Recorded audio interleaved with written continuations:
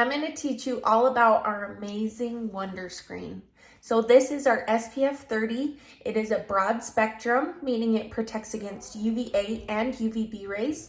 It's also a mineral-based sunscreen. So mineral-based sunscreen actually sit on the surface of the skin and form a protective layer reflecting rays, where chemical sunscreen actually gets absorbed into the skin. So mineral sunscreen is such an awesome choice and super healthy for your skin.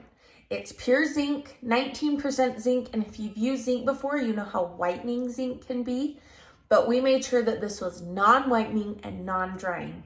It's perfect under makeup, good for all skin types. I'm really dry, so I like to use my moisturizer and then my SPF, but if you're oily, you might be able to get away with just using this, but we recommend after your moisturizer, before your makeup or anything else. It's truly amazing. Now I'm going to show you how I use it. So like I said, we recommend using after your moisturizer. So usually the last step in your skincare routine and before you apply your makeup. So all you need is maybe a pump and a half, and you notice how nice that rubs in. It might start white, but it rubs in so nicely and there is literally no white residue.